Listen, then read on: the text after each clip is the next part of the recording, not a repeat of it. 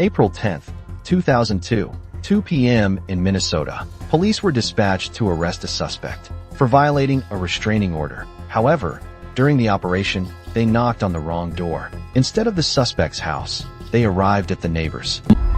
This serious mistake quickly led to a confrontation. The homeowner, a 28-year-old man, hot-tempered, reacted aggressively.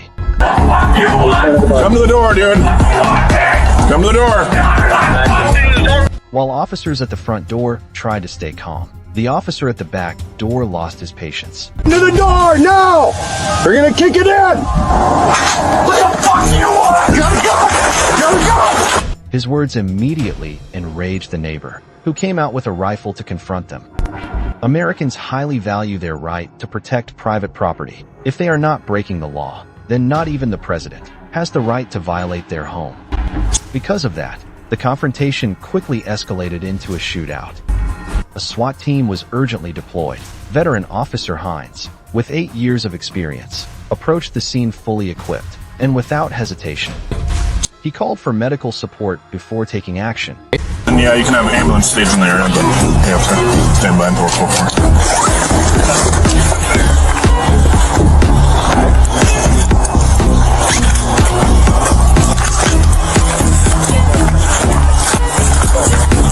Notably, the actual suspect police were after, Joshua Emmanuel Ramos, was calmly observing nearby. Completely composed, an officer warned him to be careful.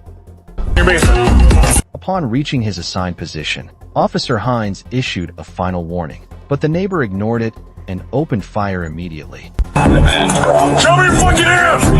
Show me your hands! The neighbor turned out to be an accurate shooter. From a distance of 200 meters, he hit Hines's hand.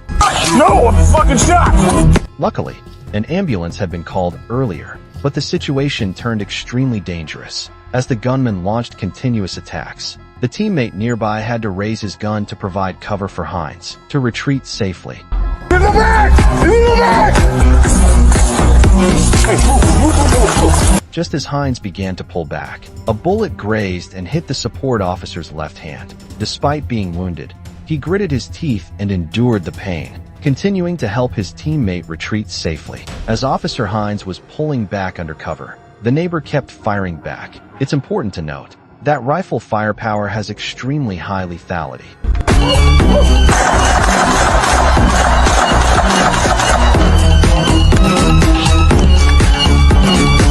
Back inside! After ensuring his teammate was safe, Hines gasped and reported his condition. I'm not hit! Where are you? Where? Give me my... Get down. There's a bloody nose, bud.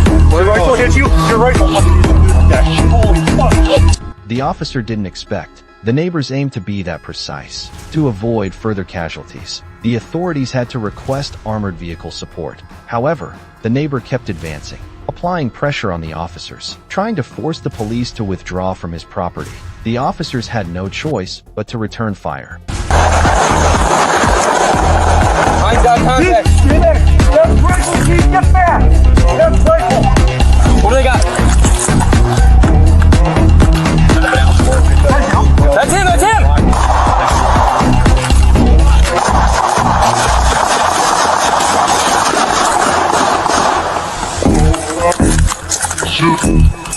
He's down! He's down! Show me your hands!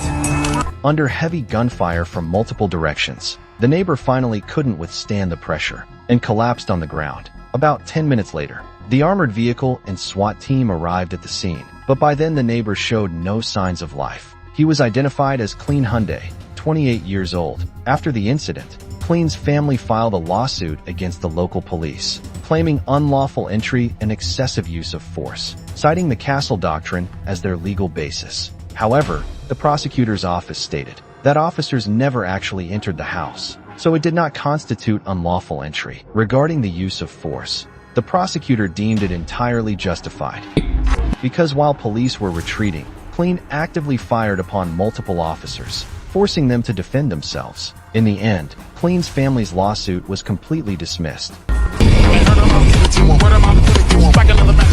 Next is another intense chase. this time in South Africa. A mobile police unit coordinated with the Air Force to intercept a stolen vehicle. In the frame is a police officer on a motorcycle, BMW GS 800 cubic centimeters, accelerating rapidly in pursuit of a white sedan driven by the suspect.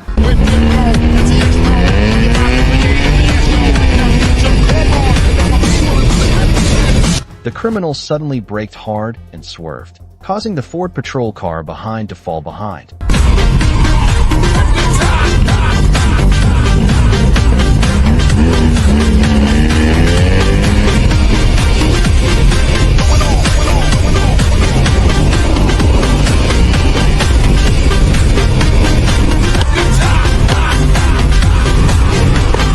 The helicopter immediately dropped altitude to assist. Airborne officers fired at the tires repeatedly, forcing the suspect to stop.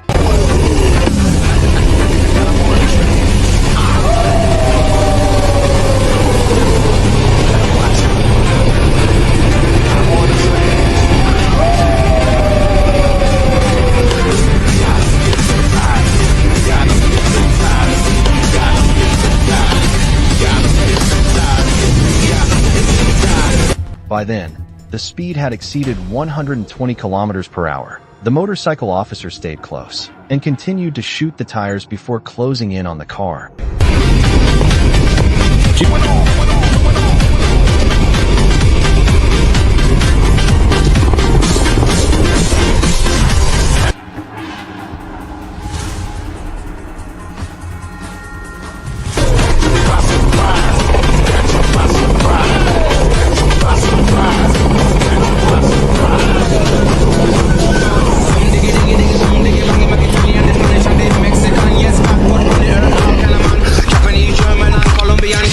Thanks to precise tactics, the vehicle was finally brought to a safe stop. The suspect was unharmed. The Hollywood-style dramatic coordination by South African police received praise from many international netizens. Straight out of a Hollywood movie. What agency you with? I'm the State Farm. Alright. That's American freedom for you. The officer could only scratch his head and mumble, "Not a good day to be out."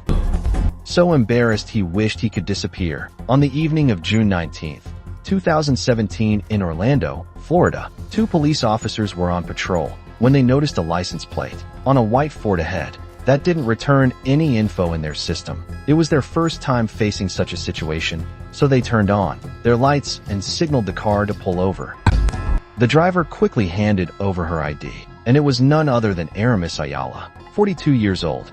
When the first officer approached and saw the signature, state attorney, on the document, he froze for a moment in sheer embarrassment.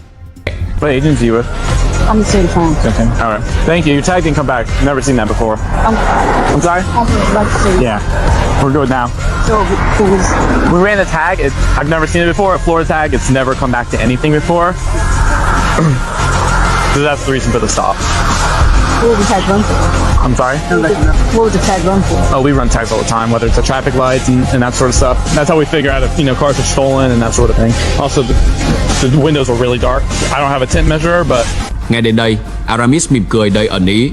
Then she asked again. That's another reason for the stop. Let's have a plug. Yeah, one second.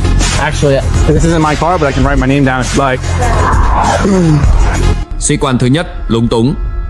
So he had to write his info on a small slip of paper. The car Aramis was driving was a government-issued vehicle, so although it was registered, the plate did not show up in the police database. After writing down his name, the officer turned and asked his partner. Your employee number? 157.